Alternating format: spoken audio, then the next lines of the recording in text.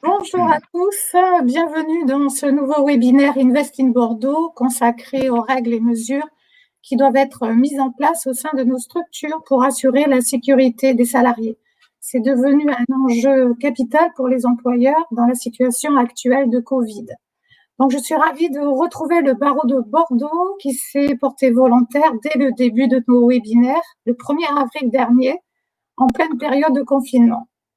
Avant de laisser la parole à nos intervenants, je voulais juste vous transmettre un message en tant que responsable de la vie associative de l'agence, mais aussi au nom de notre président Lionel Le Poudère qui n'a pas pu se libérer ce matin et qui vous prie d'excuser, et de l'équipe, pour vous dire combien nous sommes honorés de compter aujourd'hui 318 membres, un réseau riche de par sa diversité avec des membres actifs, engagés auprès de nous dans l'accomplissement de nos missions. Dans le contexte inédit que nous vivons, avec les difficultés que cela engendre, votre soutien et votre confiance méritent d'être salués. Sachez que nous vous en sommes très reconnaissants. Une rentrée particulière donc avec le Covid qui circule toujours et nous oblige à nous adapter. La préfète de la Gironde a présenté hier les nouvelles mesures destinées à répondre à l'évolution sanitaire dans la métropole de Bordeaux. Alors, sommes-nous bien en conformité avec la législation? Pour répondre à vos questions et nous éclairer, nous avons le plaisir d'accueillir Maître Florence Bachelet Bonjour. Et Maître Romain Pagnac. Bonjour. Donc, nous avons reçu quelques questions en amont. Je vais vous les rappeler. Donc, c'est comment faire respecter le port du masque en open space? J'organise pour mes clients une rencontre autour d'un invité exceptionnel. Quelles sont les règles à suivre? Quel risque pour l'employeur s'il n'y a pas de consultation du CSE? Donc voilà, je vous donne tout de suite la parole pour répondre à toutes les questions qui peuvent être posées bien sûr en live. Et merci encore au barreau de Bordeaux pour nous consacrer de votre temps. Avec plaisir. Je vous propose de prendre la parole. On a énormément de choses à vous dire et de commencer sur le cadre légal. Quelques rappels très simples sur le cadre légal dans lequel on se trouve aujourd'hui en matière de santé et de sécurité au travail, ce qui va nous permettre de parler de ce nouveau protocole sanitaire qui vient d'entrer en vigueur, donc avec toutes les questions qui se posent et notamment celles que vous avez rappelées. Vous reparlez aussi d'une situation qui est celle du télétravail, pour donner aux entreprises qui nous écoutent quelques règles de base, mais je pense que ce n'est pas du tout inutile. Et Romain après moi, donc nous avons décidé que celui qui ne parlait pas portait le masque, parce que nous sommes tous les deux en face de notre écran, interviendra ensuite sur d'autres sujets. Notamment les questions de contrat de travail, CDD, combien de renouvellements possibles, quelle durée maximale, délai de carence, qu'en est-il? Il y a aussi les questions importantes d'activité partielle, d'activité réduite, baisser le temps de travail tout en obtenant une compensation de l'État et baisser également la rémunération temporairement du personnel. Avec le soutien de l'État, il y a des mécanismes très intéressants qu'il vous faut connaître, TPE, PME. Nous allons vous donner un certain nombre de préconisations sur ces points. Alors pour commencer, on s'étonne parfois des mesures qui sont préconisées aujourd'hui. Je pense qu'il faut rappeler que c'est la loi du 23 mars 2020 qui crée l'état d'urgence sanitaire et qui autorise le Premier ministre, donc les gouvernants, à prendre des mesures restrictives de liberté. Et ça vaut jusqu'au 30 septembre 2020. C'est dans ce cadre que Madame la préfète, sur délégation, a pris donc hier un certain nombre de mesures restreignant les libertés individuelles, collectives, qu'elles soient sur l'espace public ou qu'elles soient dans le domaine de l'entreprise. Ce dispositif est intégré aujourd'hui au Code de la santé publique, donc on parle d'un dispositif parfaitement légal qui reprend des dispositifs anciens qui existaient déjà dans le Code du travail. Et donc, on est en train de retravailler, en fait, nos matières de base à la faveur de ce fameux Covid-19.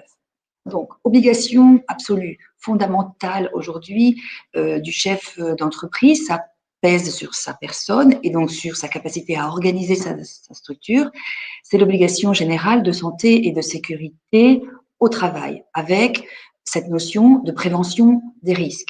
Je dois, moi, en tant que chef d'entreprise, tout mettre en œuvre pour assurer la santé et la sécurité de mes salariés. Donc, c'est un dispositif qui date de 1989, il n'est pas tout jeune, qui est intégré au Code du travail. Il y a des circulaires multiples qui ont mis en place tout ça. Et le coronavirus vient nous obliger à nous reposer ces questions et à retravailler ces outils. Les outils du chef d'entreprise, ce sont lesquels? Il y a bien sûr le document unique d'évaluation des risques. C'est obligatoire dans un certain nombre d'entreprises, c'est fait ou c'est pas fait. Notre préconisation, puisque c'est de ça dont on parle, c'est vraiment de mettre en place, si ça n'existe pas, ce document unique d'évaluation des risques ou de le retoiletter, de le réadapter pour tenir compte de la période de crise sanitaire que nous vivons. Pourquoi? Parce que ce document, alors il n'y a pas de formalisme, c'est quelque chose que alors, vous trouvez sur Internet ou auprès de vos branches professionnelles, des tas de modèles. C'est assez simple, hein, somme toute, c'est prendre en compte la mesure du risque et mettre en face quelle solution concrète on met en place. 2 personnes aujourd'hui dans un bureau sont en risque de contamination Covid. Je mets en place comme l'État, comme les préconisations de l'État l'imposent, le port du masque obligatoire, les gestes barrières, des consoles séparatives, etc. Ça doit être prévu dans le document d'évaluation des risques et ça doit être, ce document, il est donc préparé avec l'inspection du travail, avec la CARSAT. Il y a énormément de personnes extérieures à l'entreprise qui peuvent aider à ça, mais aussi sur consultation du comité central d'entreprise, du CSE, social d'entreprise, ou de tous les délégués, s'il n'y a pas de CSE dans l'entreprise, les délégués du personnel, voire même la création de groupes de travail ad hoc spécifiques à ce sujet. Cette démarche, elle va être corroborée ensuite dans un deuxième outil qui va être un plan d'action, un protocole sanitaire spécial Covid, qui va donc pouvoir être mis en place.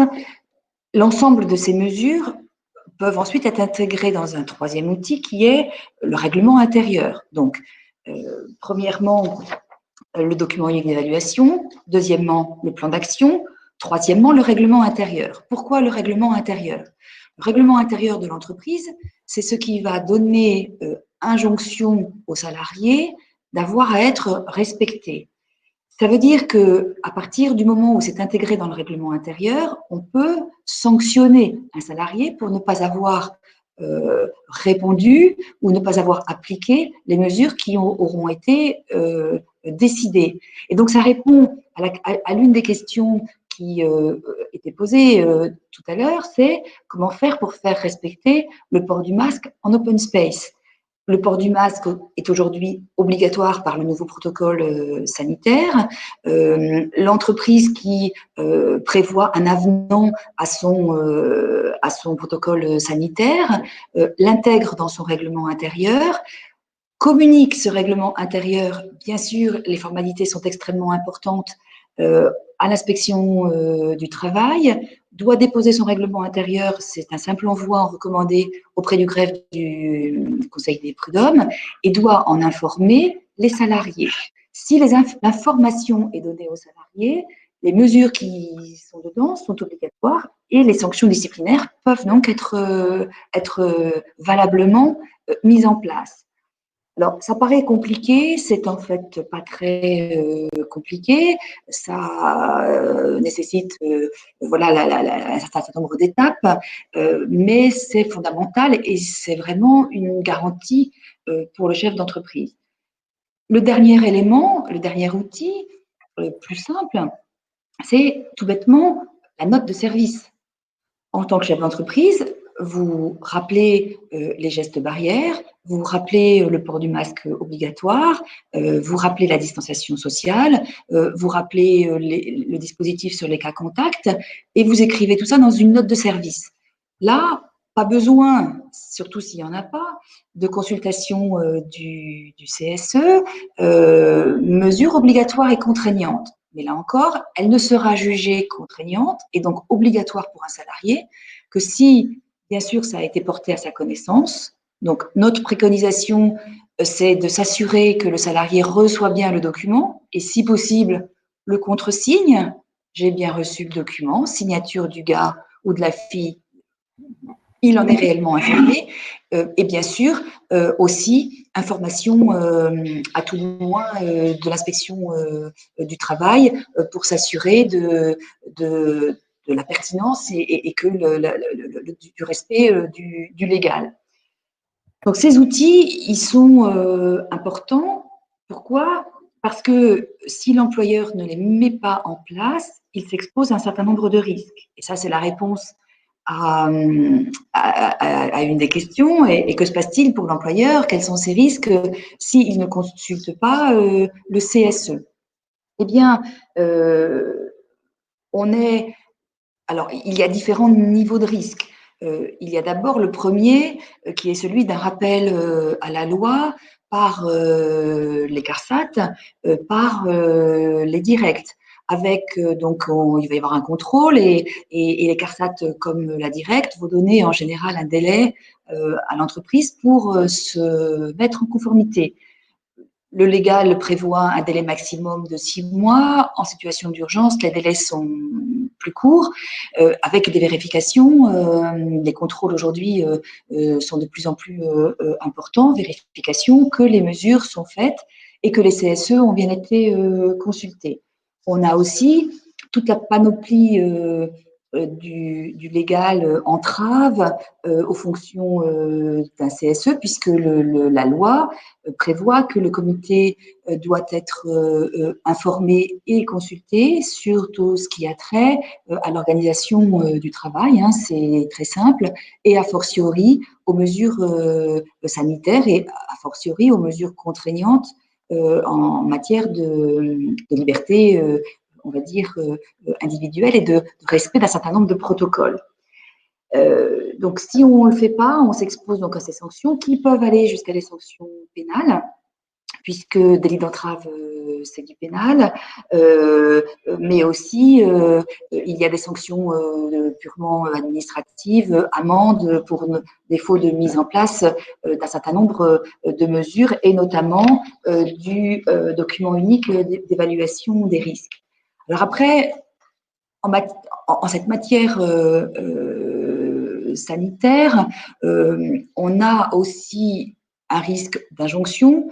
Je pense que tout le monde connaît la jurisprudence Amazon. Amazon n'avait pas un protocole sanitaire suffisamment développé, a été retoqué donc le 14 avril 2020. On lui a dit stop, la jurisprudence lui a dit vous allez fermer tant que vous n'aurez pas consulté le CSE. Donc il y a quand même des mesures extrêmement contraignantes qui sont donc soit collectives, mais qui peuvent également être individuelles. Il faut savoir qu'aujourd'hui, et depuis le 7 août 2020, le Covid peut être reconnu comme maladie professionnelle. Alors, c'est spécifiquement à destination des personnels soignants, puisqu'il faut, pour que ça soit reconnu comme maladie professionnelle, la preuve que le Covid a été contracté au temps et au lieu de travail. Donc, ce n'est pas très simple. Il faut justifier de mesures d'entrave à la santé importantes, hein, notamment en matière respiratoire. Il y a un comité d'experts, etc., qui doit être réuni. Sauf qu'on voit bien que le chef d'entreprise qui a la responsabilité de la protection des salariés a là aussi un risque. S'il ne met pas en place le maximum de mesures de protection, et si un salarié, par un cas contact dans l'entreprise, sur un chantier, dans un atelier, est exposé alors que toutes les mesures de précaution n'ont pas été prises, sa responsabilité peut être recherchée. Et là, on est sur un autre cas de responsabilité, c'est celui de la faute inexcusable, c'est-à-dire que le salarié peut dire je demande à être indemnisé de manière supérieure au légal parce que vous ne m'avez pas suffisamment protégé ou vous n'avez pas mis en place toutes les mesures de protection nécessaires. Donc on a, si vous voulez, un panel d'obligations, des outils comme je viens de vous les rappeler, et puis des sanctions qui sont donc un petit peu multiples. Mais je vais terminer mon propos par aussi une note positive qui est, je pense, importante à rappeler, et notamment importante à rappeler aux salariés. Et ça peut être extrêmement important que les employeurs le rappellent dans les notes, dans les informations qu'ils communiquent dans l'entreprise. C'est-à-dire qu'en matière de santé et de sécurité au travail, l'obligation est d'abord celle de l'employeur, mais elle est aussi inscrite dans le Code du travail, à l'article 4122-1, article à garder en mémoire. Elle est obligatoire pour le salarié, c'est-à-dire que chaque salarié a l'obligation de prendre soin de sa santé, mais aussi de celle des autres salariés. Et s'il ne le fait pas, il est passible de sanctions disciplinaires. Ça veut dire que un salarié qui, malgré la mise en place du port du masque obligatoire, malgré la mise en place de la distanciation, du respect des, je sais pas moi, des lieux de passage, d'un protocole en matière de livraison de marchandises ou autre, ne respecte pas et déciderait de ne pas porter le masque, il est responsable et l'employeur peut donc le sanctionner. C'est inscrit dans le Code du travail. C'est extrêmement important à rappeler, notamment en matière de cas contact. Il n'est pas question d'aller travailler si on a de la fièvre. Il faut prévenir son employeur, il faut faire les recherches de cas contact, etc. L'exposition des autres à un risque connu du salarié engage aussi sa responsabilité et il peut être sanctionné. Alors, sur ces questions, je pense que vous avez connaissance des grandes mesures du protocole sanitaire du 31 août 2020. Je vais y aller assez rapidement. Obligation d'un référent sanitaire qui peut être le chef d'entreprise. Donc, le chef d'entreprise peut se désigner référent. Ce sera lui qui sera en contact avec l'inspection du travail, la CARSAT, qui devra mettre en œuvre les mesures. Mesure principale, distanciation physique de 4 mètres carrés pour que si on est deux dans un espace, chacun ait au minimum 1 mètre, voire 2 alentour. Beaucoup de précautions sur l'aération des bâtiments et donc cette mesure du port du masque obligatoire. Le masque devient, et ça c'est extrêmement important, un élément de protection individuelle, un EPI, au même titre que des chaussures, des gants, une blouse, un chapeau sur la tête, etc. Donc, tout le dispositif des équipements de protection individuelle et l'obligation qu'a un salarié de les porter et l'employeur de les faire respecter s'applique de manière automatique. Donc ça, c'est quand même une grande nouveauté. Point de vigilance important, il n'y a pas que le poste de travail, il y a aussi tout ce qui va autour.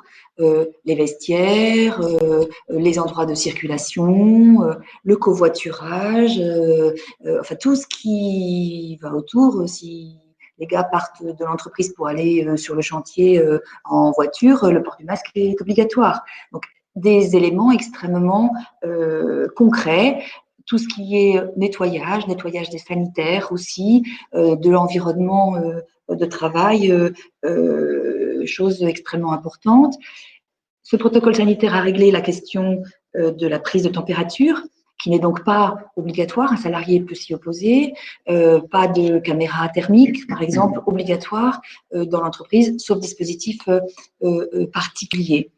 Est-ce que sur ces sujets, j'ai répondu aux questions? Est-ce que vous en avez d'autres? Quelles sont vos réactions? Ou est-ce que je peux passer tout de suite à ce qui est donc une des mesures au-delà du port du masque obligatoire, de l'aménagement des locaux, des mesures sanitaires donc connues, à la question du télétravail? Ce sur quoi nous voulions vraiment porter votre attention, ce sont vraiment ces trois outils dont ma consoeur Florence Bachelet a parlé, hein. Le document unique à mettre en place dans toutes les entreprises, quelle que soit la taille de votre entreprise. Ce document unique, hein, les avocats, nous pouvons le rédiger, hein, nous en rédigeons chaque semaine, doit être mis en place dans toutes les entreprises. Il est obligatoire.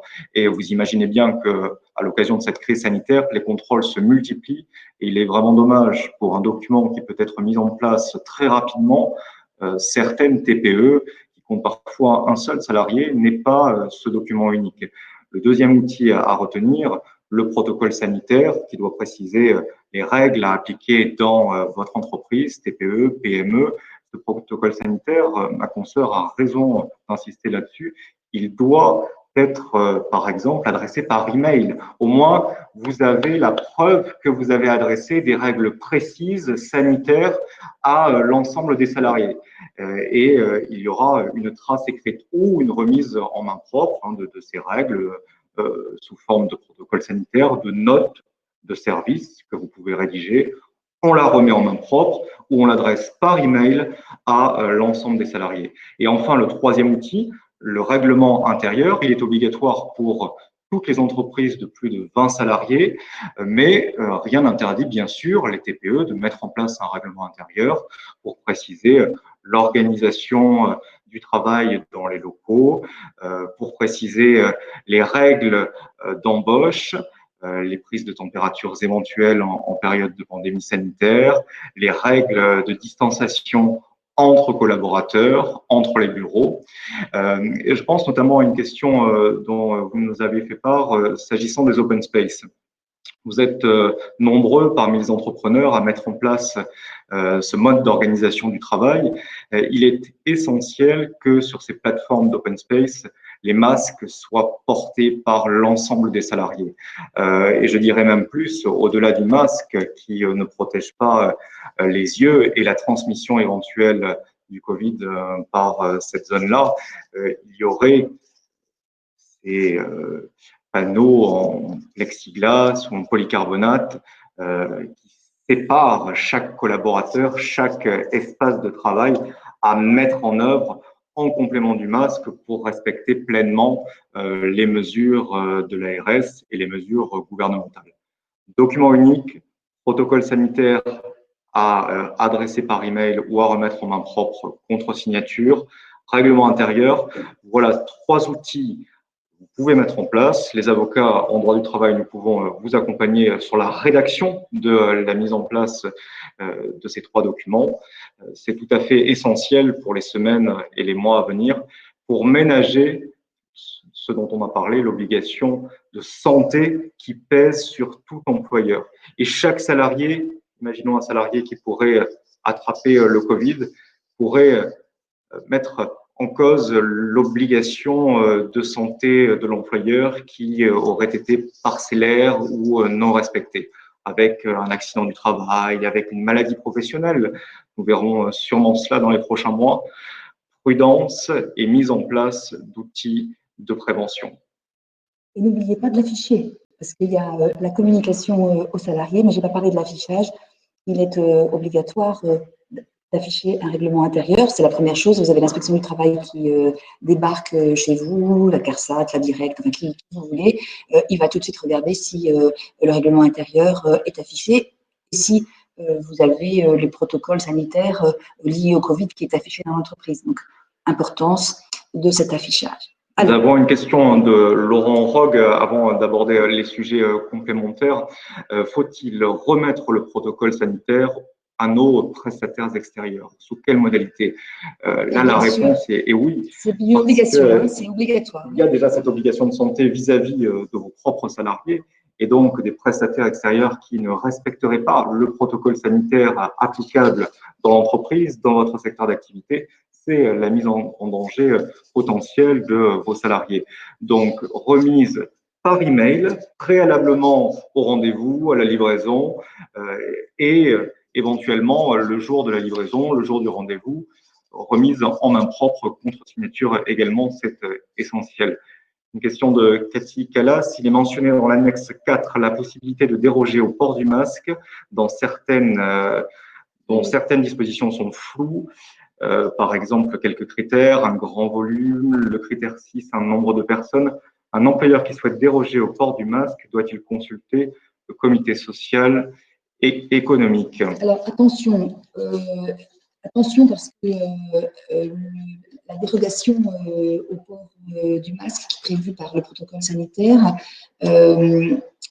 prévoit aussi une adaptation aux 3 zones. N'oubliez pas que nous sommes en zone rouge dans la région bordelaise et que par conséquent, il faut utiliser cette dérogation le moins possible ou du mieux possible. Pour moi, sur votre question, oui, c'est-à-dire qu'il faut consulter le CSE en disant peut-être que dans cet atelier-là en particulier, le port du masque, donc c'est une dérogation possible, n'est pas possible pour travailler. Donc voilà, le local est ventilé, il y a suffisamment d'espace, etc. Alors sur l'espace, alors, imaginez des salariés qui travaillent dans un espace où il n'y a pas de moyens d'aération, par exemple, ça peut arriver, ou pas beaucoup. Là, il n'y a pas de question à se poser. Et, le port du masque est absolument obligatoire. Voilà, j'espère avoir répondu à votre question. Je dis qu'il faut régler ces questions-là avec beaucoup de précautions et bien sûr consulter le CSE, ça fait partie du protocole sanitaire. Vous êtes en droit de le retirer ou pas. Oui, il faut réactualiser, bien sûr, parce que aujourd'hui, sauf si vous ne changez rien et que votre dispositif préalable correspond au protocole actuel. Mais bien sûr que ça vaut une relecture et ne serait-ce qu'une validation en disant les mesures que nous avons mises en place correspondent au protocole actuel, donc on ne modifie rien. Mais c'est une obligation, oui. Et donc, dans ce protocole sanitaire, vous allez avoir aussi comme mesure, vous l'avez déjà sans doute, ce fameux télétravail. Alors, en retravaillant pour notre matinée, j'ai repris un certain nombre de documents et je voulais vous parler d'une chose qui est très vieille dans le Code du travail, très souvent oubliée parce que compliquée à mettre en place, mais qui existe quand même et qui peut quand même aussi avoir une certaine utilité dans la période que nous vivons, qui est non pas le télétravail, mais ce qu'on appelle le travail à domicile. Alors, le travail à domicile, c'est l'article 7412-1 du Code du travail. C'est ce qu'on appelle autrement le travail à la tâche. Par exemple, c'est très répandu dans un certain nombre de secteurs d'activité, un peu oubliés, qui reviennent, celui de la couture, par exemple. Vous donnez 150 pantalons à coudre à une couturière. Alors, vous allez me dire qu'aujourd'hui, on ne les donne plus forcément en France, mais quand même, ça peut revenir. C'est quand même intéressant de savoir qu'il y a un dispositif qui prévoit dans ce cadre-là une rémunération forfaitaire. La relecture de copies d'examens, voilà, la réalisation d'un certain nombre de tâches, l'assemblage de machines, etc. Le salarié travaille à son domicile, il peut être aidé par des personnes de son entourage, c'est parfaitement réglementé, ça existe et ça peut être une solution dans la période que nous vivons. Maintenant, le télétravail tel qu'on l'entend, tel qu'il est pratiqué, il faut se souvenir que c'est quelque chose qui résulte en fait de la législation européenne 2002, intégrée dans un accord national interprofessionnel dans le droit français en 2005 et revisité en 2017, avec une extension donc intégrée dans le Code du travail, avec soit un télétravail sédentaire, soit un télétravail qu'on appelle alterné, c'est-à-dire qu'il y a une partie chez soi, une partie dans l'entreprise, soit aussi ce qu'on appelle le télétravail nomade, c'est-à-dire quelqu'un n'est pas forcément chez lui, mais il est en extérieur. Le Code du travail prévoit des conditions de mise en œuvre de ce télétravail, les conditions de passage, les modalités d'acceptation, etc., le contrôle du temps de travail, les plages horaires, la contrepartie à l'exposition par le salarié d'un certain nombre de frais. La règle, c'est un accord de branche. S'il n'existe pas un accord d'entreprise, ce qui veut dire une négociation avec les partenaires sociaux et après information et consultation du CSE. Si tout ça n'est pas possible, ça peut être mis en place par une charte de manière unilatérale par l'employeur, qui va donc décider que le télétravail dans son entreprise va s'exercer de telle et telle manière, que le contrôle du temps de travail va être fait de telle et telle manière, avec quand même l'obligation, si ça existe, de consulter les instances représentatives du personnel. Le grand principe, c'est que le salarié doit accepter, alors c'est le grand principe, avec l'exception liée à la crise sanitaire, le salarié doit accepter ce qui constitue une modification de son contrat de travail et doit signer donc un avenant. Un avenant. Nous, on ne peut pas vous préconiser de faire du télétravail sans un accord express du salarié qui prévoit l'ensemble de ces questions. Donc, à tout le moins, un avenant au contrat de travail. Alors, c'est vrai que dans le cadre, mais pour moi, ce n'était vrai que dans le cadre du confinement, il y avait un dispositif dérogatoire qui permettait à l'employeur, alors ça existe, c'est prévu par le Code du travail, c'est-à-dire qu'en matière de pandémie, l'article 1222-11 du Code du travail prévoit que l'employeur peut imposer le télétravail à ses salariés. Il n'y a pas de formalisme, on est en situation d'urgence, c'est une mesure de protection de santé publique. La question se pose aujourd'hui, alors que nous sommes sortis de la période de confinement, nous sommes toujours dans cette situation de crise sanitaire. Le télétravail est préconisé par le règlement, mais pour moi, je pense que, enfin par le règlement sanitaire, je pense qu'il est vraiment grandement préférable d'avoir un accord du salarié, parce que sinon on s'expose à l'exercice par le salarié de son droit de retrait, c'est-à-dire il va dire moi je considère que je ne suis pas en sécurité sur mon lieu de travail et donc je ne veux pas retourner au travail, ou alors je ne suis pas en mesure d'exercer, je ne connais pas toutes les règles pour exercer pleinement le télétravail. Donc aujourd'hui, la préconisation, c'est vraiment d'acter par écrit l'organisation de ce télétravail avec un grand principe qui est celui du respect de l'égalité de traitement d'un salarié en télétravail par rapport à un salarié qui est sur site. Il y a un certain nombre de questions qui se posent, tickets restaurant, il y a des salariés qui avaient des véhicules de fonction, etc. Donc, toutes ces mesures doivent être examinées au cas par cas dans chaque entreprise par rapport à ce que vous faisiez avant, aux usages, enfin, etc. Donc là aussi, on a beaucoup de questions et un rôle de conseil et de prospective, parce qu'on a quand même dans l'idée que ce sont des dispositifs qui vont durer, donc autant les mettre correctement en place dès le départ, si je puis dire. Voilà, sur ces questions, est-ce que vous avez des questions ? Ou est-ce que je suis assez claire? Alors, bien sûr, on pourrait vous en parler des heures de ces sujets. Est-ce que je passe la parole à Romain? Alors, je vais aborder avec vous une question qui nous préoccupe particulièrement en tant qu'entrepreneur, la question des CDD et la question de l'intérim. Tout d'abord, vous vous rappelez que les ordonnances Macron du 22 septembre 2017, elles permettaient de conclure des accords collectifs pour modifier la durée maximale des contrats à durée déterminée, sans plafond, ce qui permettait de modifier, par exemple, le nombre de renouvellements maximum. Et surtout, cela permettait, ces ordonnances Macron de septembre 2017, de réduire, voire de supprimer le délai de carence entre deux contrats à durée déterminée.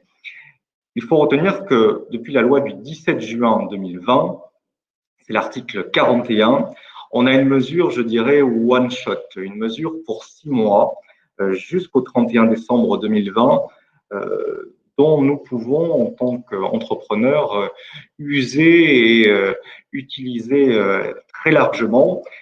C'est-à-dire que depuis la loi du 17 juin 2020, tout accord d'entreprise, et non plus de branche, peut modifier les durées maximales de recours au CDD. Un accord d'entreprise peut modifier le nombre de renouvellements, c'est assez extraordinaire, et ces accords d'entreprise, toutes les TPE, toutes les PME sont donc concernées pour pouvoir modifier les règles sur les CDD. Ces accords d'entreprise sont valables jusqu'au 31 décembre 2020. Profitons-en.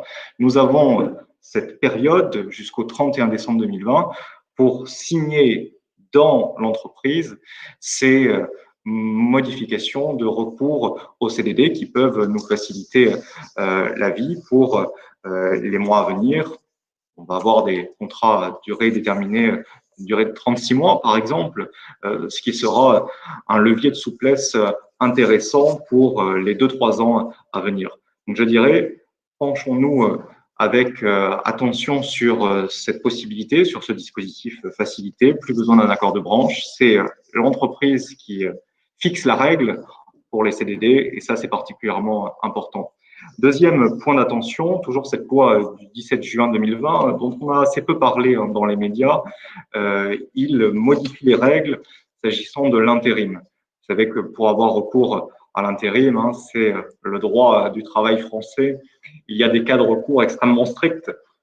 Eh bien, depuis la loi, tout accord d'entreprise peut fixer des cas complémentaires de recours à l'intérim dès lors que votre TPE, votre PME justifie que telle hypothèse nécessiterait le recours au travail intérimaire. Eh bien, par un accord d'entreprise, vous pouvez allonger la liste des cas de recours autorisés à l'intérim.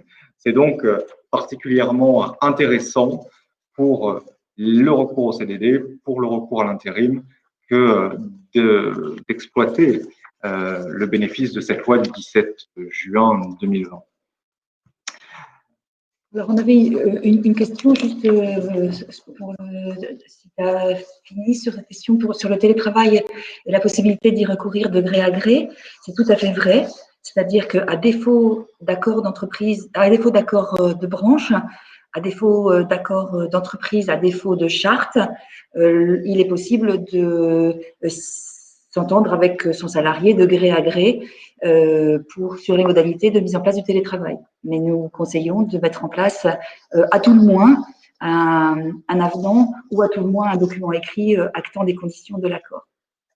Voilà, j'espère avoir répondu à votre question. Afin de vous apporter davantage encore de souplesse pour les prochaines semaines, il faut dire un mot sur l'activité partielle. Vous savez que jusqu'au 30 septembre 2020, eh bien, ce sont plus de 12 millions de salariés en France qui ont bénéficié de l'activité partielle, plus d'1 million d'entreprises. Les conditions d'indemnisation étaient particulièrement intéressantes, 70% du salaire brut, à peu près 84% du salaire net. Certaines de nos TPE, de nos PME ont choisi de maintenir à 100% parfois le salaire de leurs équipes.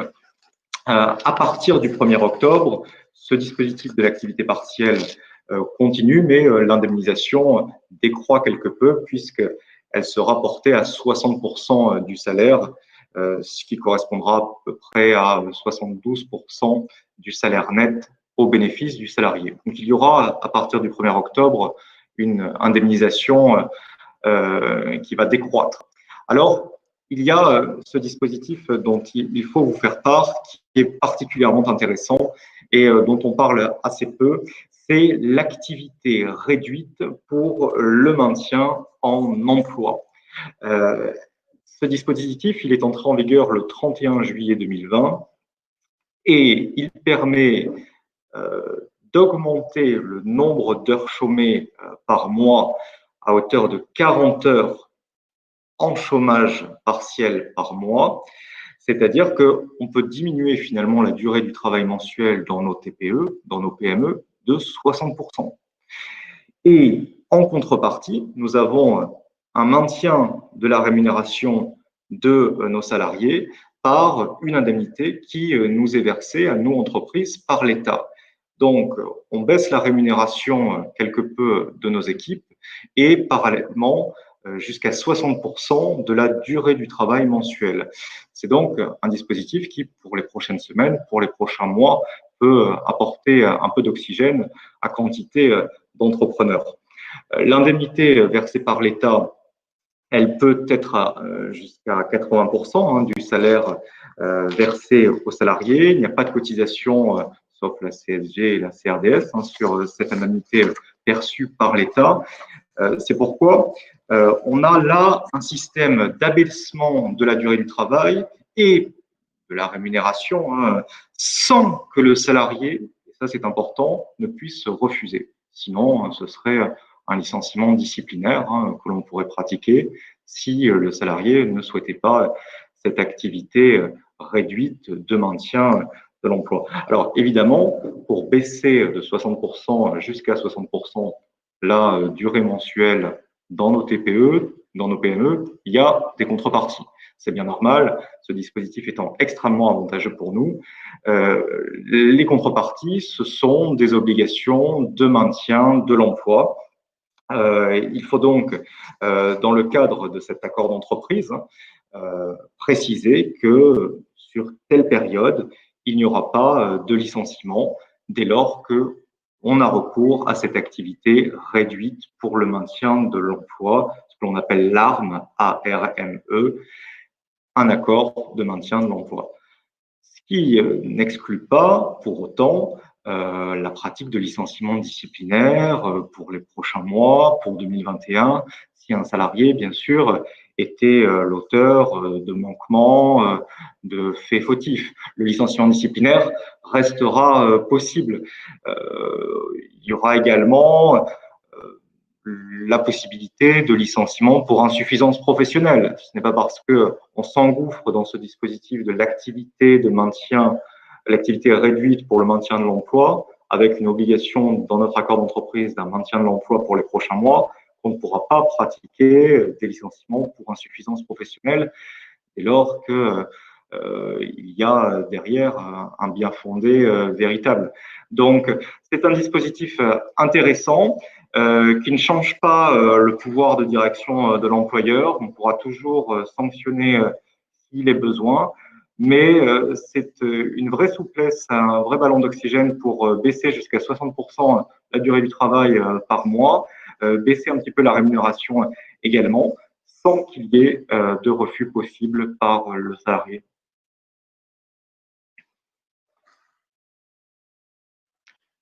Est-ce que sur ce dispositif, des interrogations, il y a des précisions? Madame Calas qui demande qu'en est-il des ruptures conventionnelles? Alors, s'agissant des ruptures conventionnelles, il faudra préciser dans l'accord d'entreprise pour l'activité réduite en vue du maintien de l'emploi qu'elles seront possibles dans certaines conditions et selon un certain volume par rapport à l'effectif de l'entreprise. Car évidemment, il ne faudrait pas que la rupture conventionnelle soit un licenciement pour motif économique déguisé. Donc, il faudra être extrêmement prudent. Des ruptures conventionnelles pour des entreprises qui ont bénéficié de cette activité réduite pour le maintien de l'emploi, oui, mais dans des conditions extrêmement drastiques. L'enjeu, la sanction pourrait être une rupture conventionnelle qui serait invalidée par l'inspection du travail, par la directe dans les prochains mois, parce que on pourrait indiquer qu'il n'y a pas eu de respect du maintien de l'emploi dans telle ou telle entreprise. Donc, avec parcimonie, dans des conditions strictes, on pourrait par exemple préciser dans l'accord d'entreprise qu'elle doit émaner d'une demande écrite, circonstanciée du salarié, par exemple. Ça, ce pourrait être un paragraphe dans l'accord d'entreprise qui serait à même de justifier une rupture conventionnelle dans les prochains mois pour les TPE et les PME qui auraient bénéficié de cette activité réduite pour le maintien de l'emploi.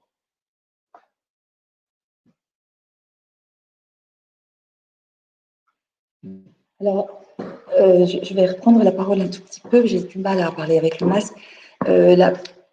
On nous a expliqué qu'il n'y avait pas de fin à notre intervention, c'est-à-dire qu'on se dit pas au revoir, ça coupe à un moment donné quand il n'y a plus de questions ou qu'il n'y a plus de débat. Donc, moi, je vous invite à nous poser d'autres questions si c'est le cas et quoi qu'il arrive, on salue tout le monde, tous les gens qui sont derrière leur webinaire et on est bien sûr à disposition de chacun pour répondre à plus de questions si vous le souhaitez, s'il y a des choses qui vous interpellent après notre intervention. Alors, on a une question de Laurent Roch qui nous dit « Que fait-on à l'encontre d'un salarié qui refuse de revenir sur site alors qu'il ne bénéficie pas d'un certificat d'isolement ?» Alors, ces questions, ce sont les questions principales qu'on rencontre tous les jours dans nos cabinets et qui sont avec des variantes, soit le salarié ne veut pas revenir, soit au contraire il veut revenir, il ne veut pas faire de télétravail. Voilà, quelles sont la marge de manœuvre contraignante de l'employeur. Si l'employeur a un protocole sanitaire en bonne et due forme, qu'il l'a affiché, qu'il l'a établi sous note de service, pour parler simple, qu'il en a informé tous les salariés, que c'est porté à leur connaissance, a fortiori si c'est validé par la directe, la médecine du travail, etc., le salarié ne peut pas refuser de revenir sur site. Le salarié ne peut pas imposer, lui tout seul, le télétravail. C'est juste impossible. Donc, c'est une mesure disciplinaire. Ça veut dire qu'on met en œuvre un premier courrier de sommation d'avoir à se présenter, un second courrier, et ensuite, on le licencie pour faute grave. C'est-à-dire c'est considéré comme un non-présence au travail. Voilà, c'est pas plus compliqué que ça, mais aujourd'hui, les situations sont extrêmement complexes. Elles vont l'être aussi par l'effet du régime scolaire, et donc beaucoup de classes qui ferment, beaucoup d'événements scolaires qui sont supprimés, et de nouveau va se poser, bien sûr, la contrainte de la garde des enfants. Voilà, donc là, il n'y a plus de confinement, il n'y a plus d'obligation au télétravail. Il va falloir que chacun fasse preuve de souplesse et s'organise du mieux possible par rapport à ces questions, avec toujours le recours à la situation de l'arrêt maladie, qui peut être un choix. Alors aujourd'hui, les médecins sont quand même extrêmement surveillés, parce que la règle, c'est quand même la reprise de l'activité économique et la reprise du travail. Donc voilà. est important de souligner, effectivement, c'est que ce droit de retrait, hein, dont on parle beaucoup, il n'est possible que si les mesures nécessaires à mettre en place par l'employeur ne l'ont pas été. À défaut, il n'y a pas de droit de retrait possible qui pourrait être mis en avant par le salarié. Si vos règles de distanciation, les gestes barrières sont mis en place, si les réunions sont limitées au maximum, les réunions physiques sur site, que les regroupements des salariés dans des espaces réduits ne sont pas de rigueur, que les déplacements qui ne sont pas indispensables, ben, vous les avez annulés ou reportés pour vos salariés.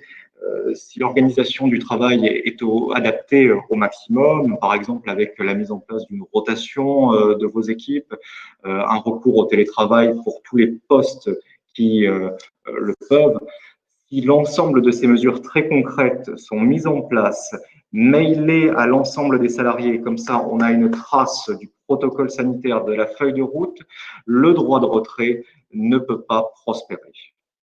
Juridiquement, le droit de retrait, c'est le fait d'être exposé à un danger grave et imminent. Grave et imminent, c'est vraiment le chauffeur de bus qui se fait interpeller, les conducteurs qui se sentent en situation de danger de conduire alors qu'il y a sur une ligne des échauffourées ou quoi. Mais alors ça pouvait être le cas ça peut être le cas en matière de Covid. Si par contre, par exemple, il y a un cas déclaré dans l'entreprise et que l'entreprise n'a pas mis en place les gestes barrières, le rapatriement sanitaire, l'obligation de rester à domicile, enfin, etc. Mais autrement, le danger grave et imminent, il n'existe pas. Donc le droit de retrait n'est pas légitime. Et donc, le fait de ne pas venir s'analyse en une sanction, en une faute du salarié et donc en une sanction disciplinaire. Voilà le schéma. Un employeur peut-il ou doit-il imposer de poser l'ensemble des congés payés afin de pouvoir bénéficier de la prise en charge via l'activité partielle? Alors, ce n'est pas une obligation hein, d'imposer les congés payés aux équipes, hein, ce sont des droits acquis. Par contre, il peut bien entendu imposer jusqu'à 8 jours pour apporter un peu de souplesse dans la trésorerie de la PME, de la TPE. Ce qu'il faut noter sur ce point, c'est le dispositif qui a été mis en place par la loi du 17 juillet 2020, articulation activité partielle, congé payé.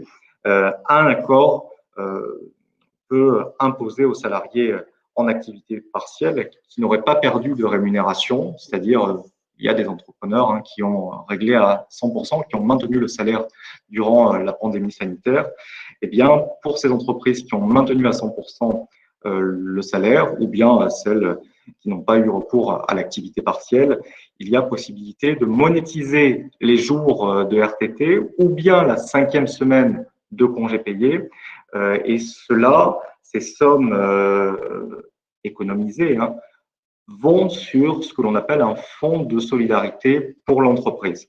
Donc, en clair, par cet accord collectif, il y a perte possible de la 5e semaine de congés payés, c'est ce que la loi du 17 juin 2020 permet, et il y a une solidarité entre salariés parce qu'on apporte un ballon d'oxygène pour la trésorerie de l'entreprise, ce qui contribuera aussi à garder notre emploi. Alors, Cyril pose comme question, est-il possible d'imposer le retour d'un salarié si les mesures nécessaires sont respectées au préalable et si le salarié est considéré à risque au niveau de sa santé? Alors aujourd'hui, compte tenu du protocole sanitaire sur un sujet comme celui-ci, je pense qu'il faut ne pas lui imposer le retour. En cas de nécessité pour l'activité de l'entreprise, il est toujours possible d'interroger l'inspection, le médecin, la médecine du travail. Mais à partir du moment où il est considéré à risque avec comment dire, preuve à l'appui de sa situation médicale particulière, la mesure de précaution pour l'employeur est de ne pas lui imposer le retour. C'est une mesure de précaution. Maintenant, rien n'impose ça, ça fait partie de la lecture, voilà, des préconisations qu'on peut donner. Rien n'empêche d'interroger le médecin du travail. Parce que le médecin du travail est un partenaire de l'entreprise, bien que pas toujours considéré comme ça, mais l'entreprise a l'obligation de l'interroger sur ce type de sujet avant de prendre sa décision. Il faut bien avoir à l'esprit qu'il y a cette obligation de santé qui pèse sur tout employeur. Et donc, si un rendez-vous à la médecine du travail n'est pas pris pour avis, cette obligation de santé pourrait ne pas être respectée du point de vue du salarié qui pourrait engager une action qui pourrait être tout à fait légitime, tout à fait fondée.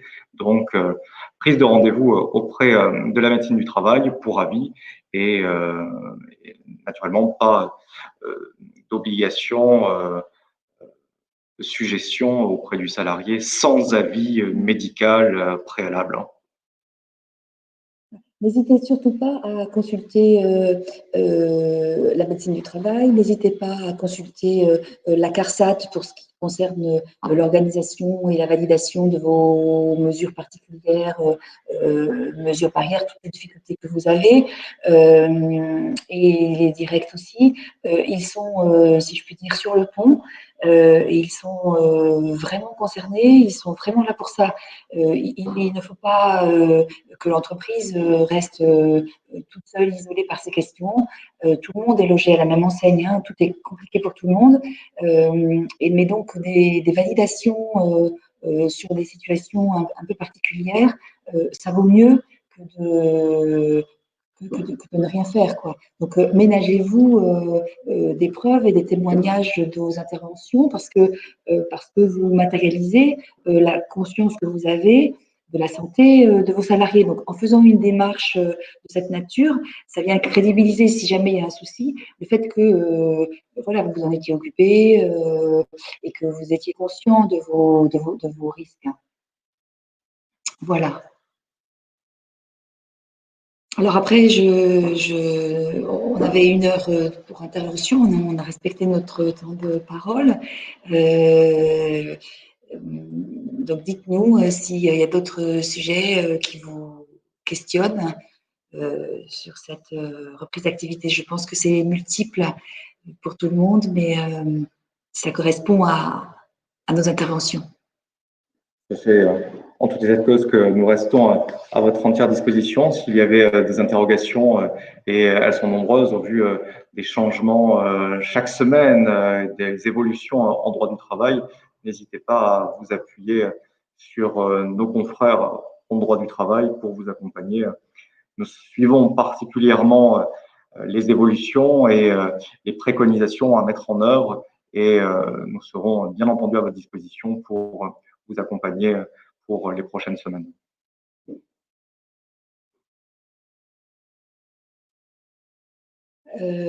Alors, une version enregistrée, je crois que c'est possible. On a une question sur une version enregistrée de quelqu'un qui n'a pas pu assister à toutes nos interventions. Je crois que c'est possible, puisque ce que j'ai compris, c'est qu'il y avait un enregistrement et qui peut être rediffusé. Il faut s'adresser aux organisateurs, je pense, qui pourront vous donner cette information. Voilà. Alors, on avait une question aussi en tout début d'intervention sur la situation actuelle, par exemple, d'organisation par exemple, un invité exceptionnel. On nous a dit, j'organise mes clients une rencontre autour d'un invité exceptionnel. Quelles sont les règles? Alors, pour moi, mais ça n'engage que moi, j'ai lu et relu depuis ce matin les préconisations de Madame la préfète de Gironde et On a un corps de mesures collectives liées à des activités collectives sur la place publique, les bars, etc., et aussi l'opéra, enfin les cinémas, etc. Donc là, on a descendu d'un cran. On a, puisqu'on était à 5000, on est passé à 1000. On a toutes les mesures privées, donc plus de 10, c'est pas préconisé. Et puis, on a le champ de l'entreprise. Je pense qu'on est vraiment sur un état d'esprit. On est sur un engagement sociétal et sur la nécessité de faire respecter les gestes barrières et d'éviter au maximum des contacts qui ne sont pas indispensables. Ils sont indispensables dans l'entreprise pour la relance de l'activité économique.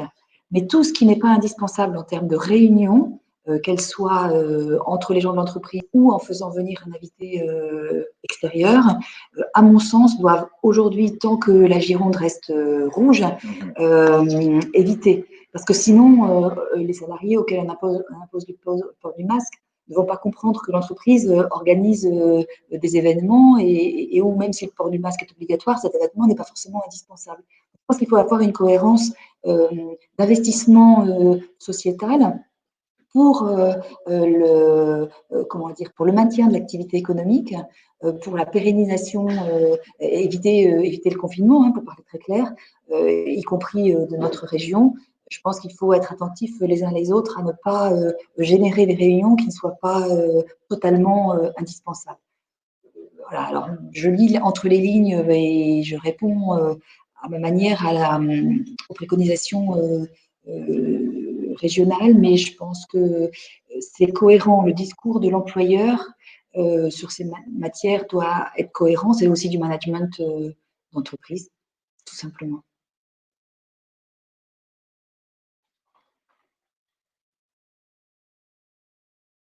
Voilà, je pense que, qu'est-ce que tu as d'autres choses à rajouter, Romain? Merci pour votre participation. Nous restons à votre disposition et nous aurons plaisir à renouveler ce type de webinaire qui permet en temps réel et puis par l'intermédiaire de replay, j'imagine, d'aborder vos préoccupations du moment. Et c'est un dispositif qui, je crois, fonctionne très bien et très efficace. Merci à vous, à bientôt. À bientôt.